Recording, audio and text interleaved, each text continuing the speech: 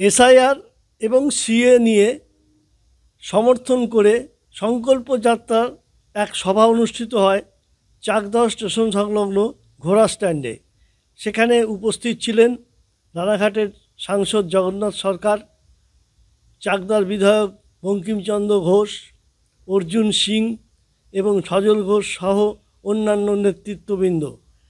সেখানে বক্তব্য রাখতে উঠে সজল ঘোষ বা সাংবাদিকদের প্রশ্নের উত্তরে বলেন যে এই চাকদা স্টেশনের সংলগ্ন এই স্থানটি সঠিক। লাস্ট ট্রেন যাওয়ার আগেই মানুষকে বুঝতে হবে, সিদ্ধান্ত নিতে হবে যে এই লাস্ট ট্রেন যাওয়াটা ধরার জন্য, মানে এই সুযোগ যদি হারিয়ে ফেলে তাহলে কিন্তু স্টেশনে একাই বসে থাকতে হবে। এই শুনুন, এটাই আপনার লাস্ট ট্রেন।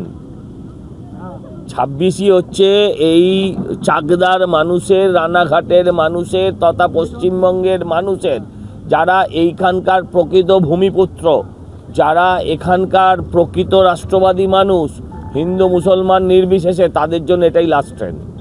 এটা চলে গেলে প্ল্যাটফর্মেও জায়গা হবে না, আর এবার যদি ঘুমিয়ে থাকো তাহলে আর উঠেও লাভ নেই।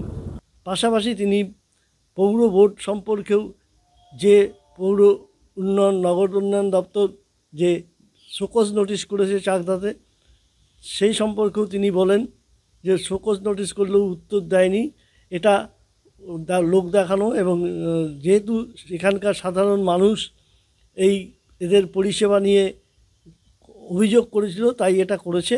তবে এটার মধ্যে তার মনে হয় যে দলেরই কোনো গোষ্ঠী দ্বন্দ্বের ফলে এই রকম একটি শোকজ নোটিশ হয়েছে, যার উত্তর পৌরসভা দেয়নি বা দেবেও না।